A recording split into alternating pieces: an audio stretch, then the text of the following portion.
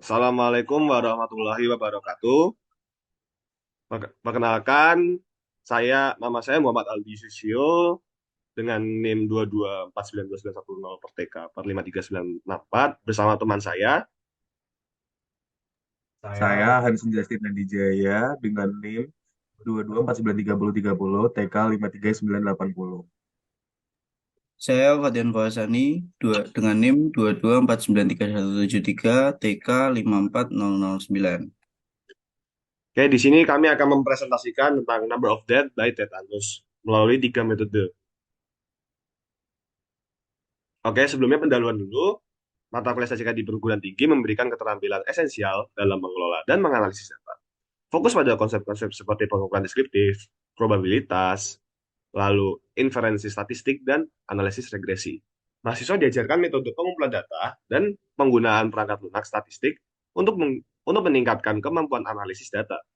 Etika dalam penggunaan data ditekankan sambil mengembangkan keterampilan berpikir kritis dalam dalam evaluasi metode penelitian. Pada penelitian terkait tetanus, upaya global meningkatkan akses kesehatan dan vaksinasi, terutama di negara-negara berkembang, dapat signifikan mengurangi angka kematian akibat tetanus dengan menggunakan metode analisis data seperti coefficient correlation, hypothesis testing, dan linear regression. Oke, jadi di sini adalah kumpulan data-data populasi yang terkumpul adalah 202 negara. Bisa lihat total negara di sini adalah 202. Lalu dari 202 negara ini, kita akan mengambil beberapa sampel, yaitu kurang lebih ada 52 sampel. Ya. Lalu kita akan mencoba dengan analisis correlation coefficient, hypothesis testing, dan linear of regression. Dimulai dari correlation coefficient. Correlation coefficient adalah ukuran statistik yang menggambarkan sejauh mana dua variabel berhubungan satu sama lain.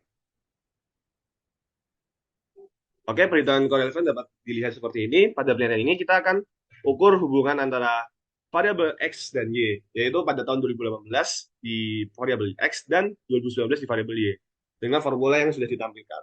Nah, untuk menentukan correlation coefficient, kita akan mencari rata dari kedua variabel. Untuk hasil rata X adalah 368,481 dan rata Y adalah 344,019. Setelah kita menemukan rata-rata pada dua variabel, kita akan mengurangi value X dan value Y terhadap mean.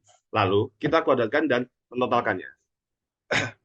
Dan kita bisa melihat ya hasilnya seperti di tampilan ini. Lalu kita akan masukkan data yang telah kita temukan ke dalam rumus R.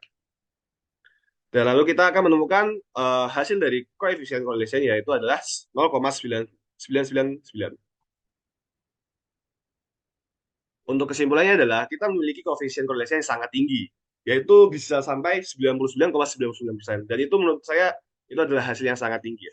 Oke, sekarang lanjut. Oke, metode yang kedua yaitu ada hipotesis testing. Dengan pengertiannya yaitu suatu metode statistik yang digunakan untuk membuat keputusan atau inferensi tentang suatu parameter populasi berdasarkan data sampel. Prosesnya melibatkan dua hipotesis yang saling berlawanan, yaitu ada hipotesis nol atau H0 dan hipotesis alternatif atau H1. Nah, di sini kami akan menguji hipotesis testing pada tahun 2018 dengan menggunakan Z-table dengan rumus yang tertera di presentasi dengan mu sebagai rata-rata, kemudian terdapat standar deviasi dengan lambang agak bulat, kemudian ada N sebagai jumlah data. Pada tahun 2018 kami akan menyatakan bahwa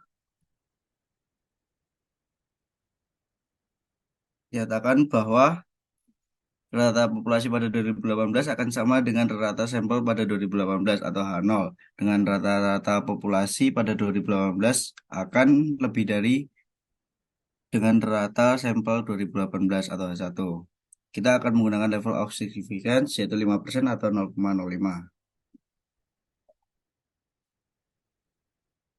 Kemudian kita akan mencari rata-rata sampel dan rata-rata populasi dengan rumus mu, yaitu ada super N sigma dari I hingga N dengan X1, yaitu dengan mu sampelnya yang didapat adalah 368 dengan mu populasi adalah 65,68. Setelah menemukan rata dari sampel dan populasi, kita akan mencari value standar deviasi dengan rumus berikut. Yang sudah tertera pada presentasi, kita menggunakan standar deviasi dengan jumlah yaitu 150,801.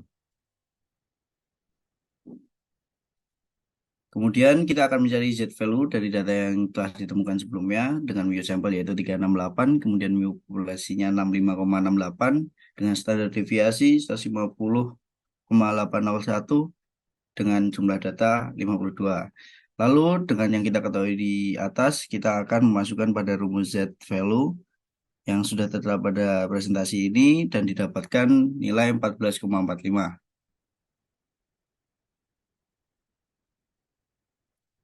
Setelah kita menemukan Z value, kita akan mencari grafik distribusi Z-nya dengan level signifikan yang sudah kita tentukan di awal, yaitu 0,05.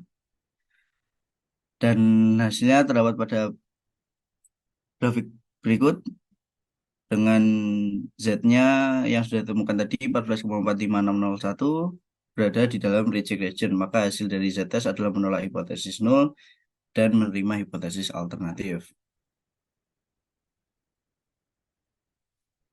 Kemudian lanjut di hipotesis testing pada 2019.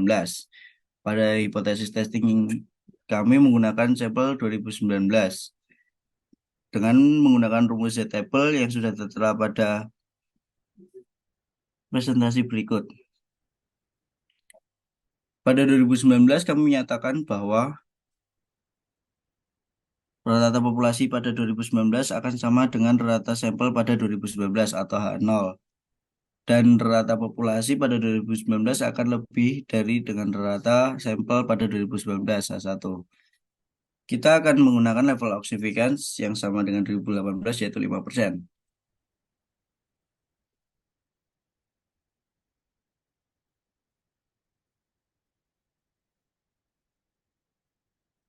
Oke, setelah kita mencari rata sampel dari populasi dengan rumus mu yang sudah tertera pada presentasi ini, kita akan mendapatkan mu sampel jumlah 344 dengan mu populasi 70,42.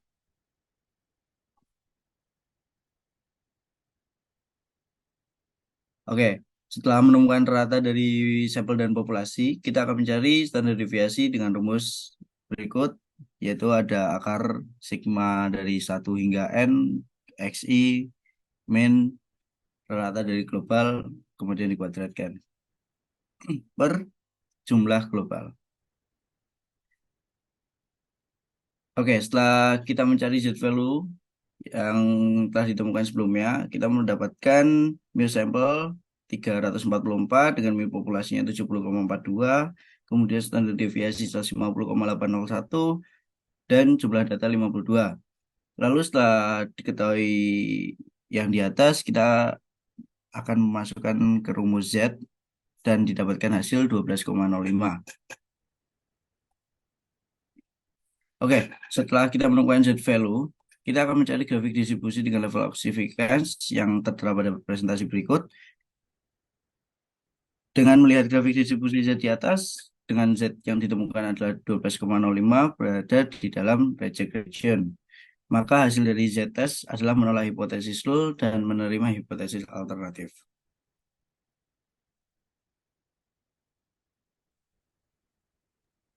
Baik, yang selanjutnya adalah simple linear regression. Dikatakan simple karena kita menggunakan dua variabel, yaitu variabel independen dan variabel dependent.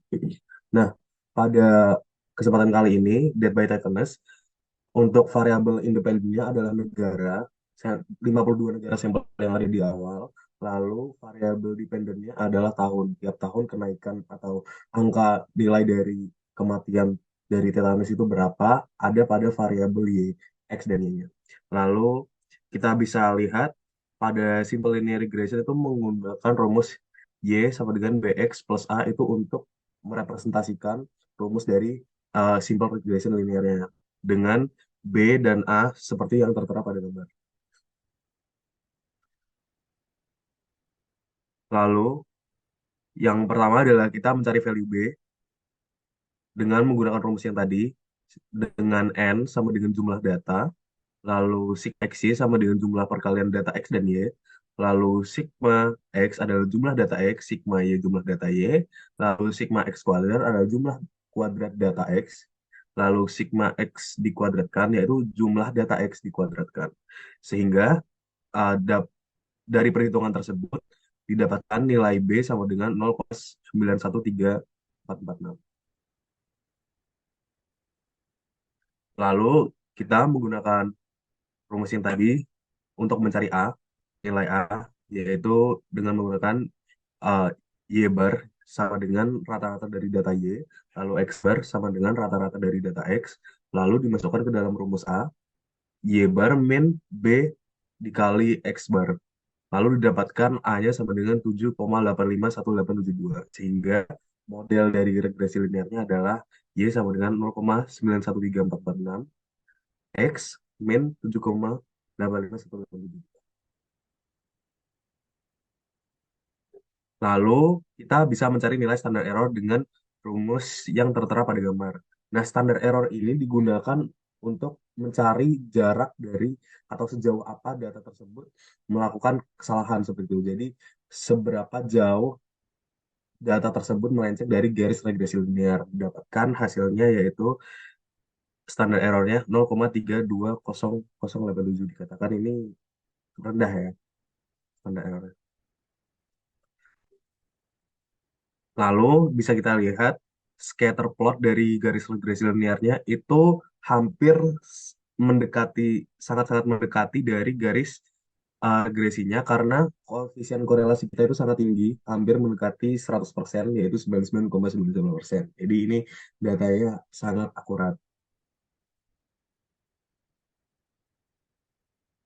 Kesimpulannya adalah dengan regresi linear, kita tuh dapat mengestimasi nilai angka kematian tetanus dari tahun ke tahun dengan data dari tahun sebelumnya. Seperti contoh, kita itu misalkan mendapatkan data data kematian tetanus dari negara A. Lalu kita bisa menggunakan rumus regresi linear untuk tahu seberapa banyak nilai angka kematian tetanus pada tahun berikutnya di negara A seperti itu. Sekian dari kelompok kami, kurang lebih ya mohon maaf. Wassalamualaikum warahmatullahi wabarakatuh.